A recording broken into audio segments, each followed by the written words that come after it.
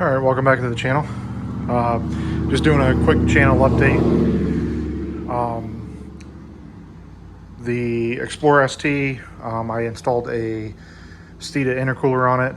That's running good and stuff. I didn't do a video or pictures on that, but this will be taking up my time after that. This will be one of my kids' first vehicle. It's a 2002 Jeep Wrangler TJ. It has a automatic in it. Brown interior. I've taken the door panel out because I'm already starting to paint it black with SEM trim paint. I've taken out some of the interior already in preparation of us starting to do stuff. The needles are kind of messed up because the battery died and they were flicking. But it has 168,000 on it. Originally a Texas vehicle, came down to Florida, and that's where it's at. The original listing, I picked it up for a really good price because I believe the individuals that were selling it didn't really know 100% what they had. It is a four-wheel drive version, so no two-wheel drive going on here. The big thing is, I'll show you what I believe their big mistake was when they were listing it online. But let's see if I can get this open one-handed.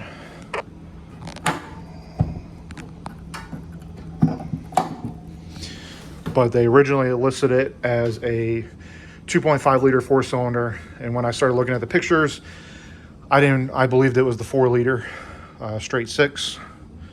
Put it down for a second. There we go. So when we went and looked at it, I started counting injectors and runners and everything, and it is the straight 4 liter straight six. I do have the battery unplugged right now, so it's completely dead. You can see the original color. It was maroon. I believe when I Googled the VIN number, it is a Wrangler X. So it was originally maroon. You can see there. They had it painted at some point in its life. It's a Mako job, so it's not 100%, but it's not 100% bad. It's got a little bit of rust on it here and there. Nothing too bad. I did learn that Wranglers do have a rear trailing arm frame issue. This is the rear trailing arm area. The other side kind of looks similar, but there's a little bit of scale, but it's still very solid. And then when I feel inside here, I can feel a little bit of scale, but I think it's still thick enough to not really worry about it. So you can see some of this is flaking off. I do have a bunch of POR 15 ready to go, and the black shell, which is counterpart to a white shell, that is UV resistant. So I'm gonna plan on painting the front and rear of the frames with the black shell. Pretty much anything that's gonna be exposed in the elements, probably the front and rear bumpers too, with the black shell since it's UV resistant. And then I'll probably hit underneath the body and everywhere with the POR 15. That's pretty much it. It's gonna be kind of be a OEM plus type of restoration type of thing.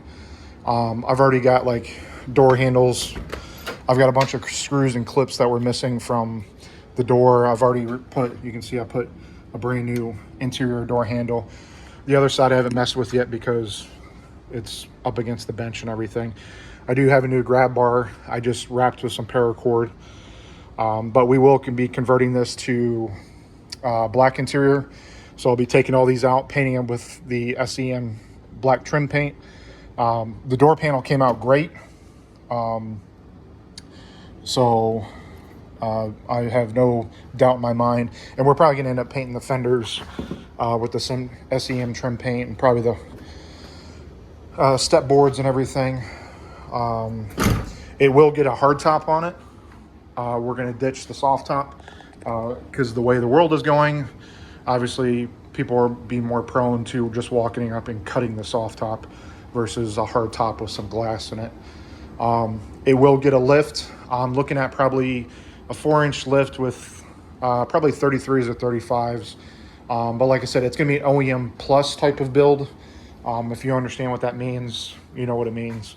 If you don't, it's just kind of adding on to, not going too drastic. I'm not doing the eyebrow grill or anything like that. It will get LED headlights, but they're not gonna be like those buggy looking ones or anything like that. It's gonna look stock, but when you look at it, you'll notice something is different about it. Like I'm not going to go with the aftermarket bumper. I'm going to stick with the factory one, but we got new end caps for it that are just flat, so it won't have this little bulge. So it's just little things like that. I'm going to add the Kurt tow hooks to it, so I'm going to shave the rubber bumpers down a little bit, and I'm going to use the factory fog lights, throw some LEDs on there. There is a place on Amazon I found where they sell OEM switches for the interior that I'm going to wire up. I've got a wiring kit. I just need to find what LED tail or fog lights I need to do. It's going to get LED tail lights too. It will not have a spare tire. It's going to get I've already got it. It's like an American flag third brake light. That's going to bolt here. So this is all going to go away too. That's probably one of the things I'm going to do this weekend. Just need a little bit of adjustments here and there for certain things. But that's pretty much it, really. So that'll be the new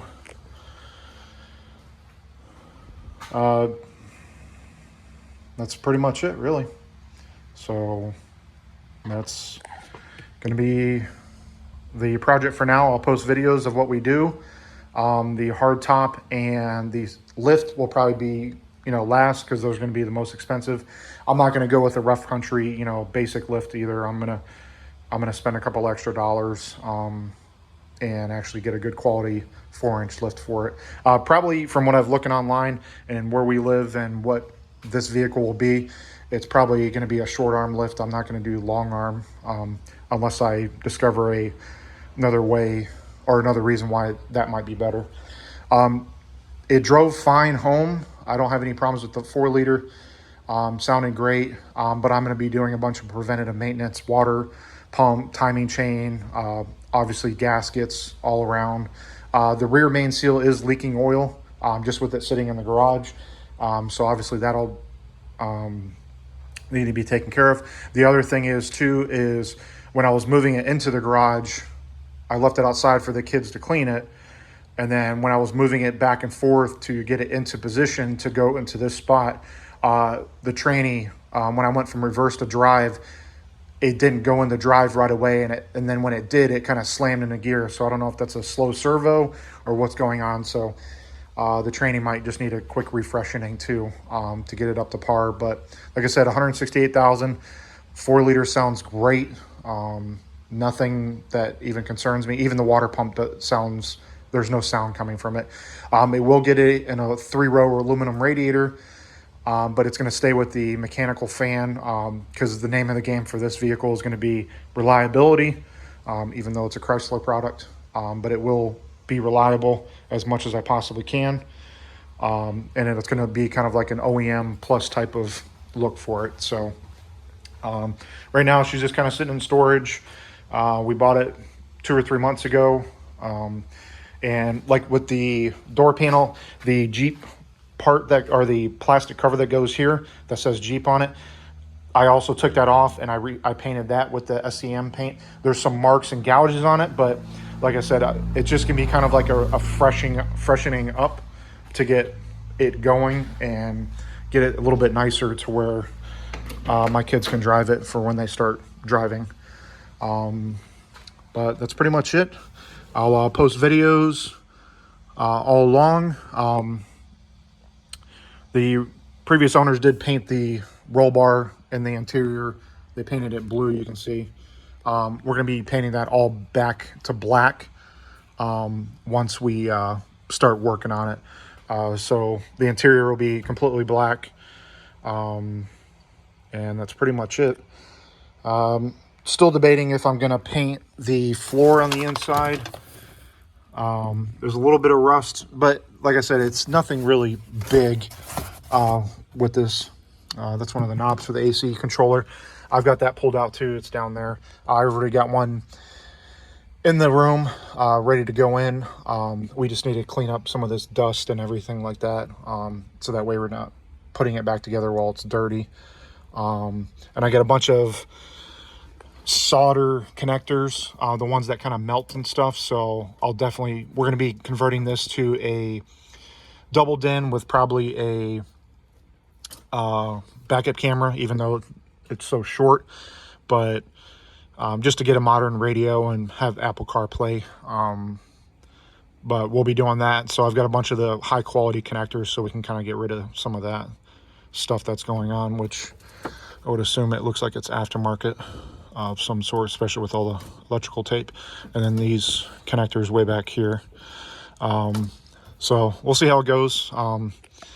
And that's pretty much it. So post comments, questions, things like that. I know it's another Jeep build on the internet, but this will be something to kind of work on and take our time with. So I've got about roughly a year and a half before the first kid starts driving. So we got about a year and a half to get it running and driving, and mostly back to normal.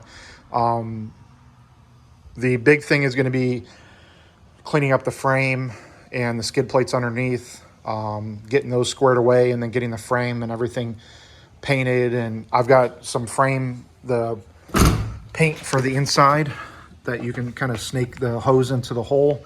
So I'm going to be doing that front to back, and kind of take it from there. So, but that's pretty much it. So be looking forward to some videos. I'll try to do some little short videos and stuff. Like I said, I think that American flag thing is gonna be the first thing I'm gonna do for an actual video for this, just because it's something simple and we're not gonna have to really do anything with the tailgate once I do that. So, but we'll be getting stuff taken care of. I kind of don't want to double do things, so I won't do the end caps until we do the paint for the bumper at least, and then I'll put the black shell on the front of the frame. I'll take the sway bar off, and we'll do the black shell up here where it's going to be towards the sun. Once we get that done, we'll get the bumper painted, then get the end caps on, and then get the Kurt tow hooks mounted on here, and then the fog lights can come at a later time. That's not the big of a deal because they get put on or bolted on. So, but take it from there and get it all sorted out. So look for the other videos. Sorry the garage is a mess, but she'll stop being a box holder soon, and she'll start getting some love and getting put back to where she needs to be. All right, thank you.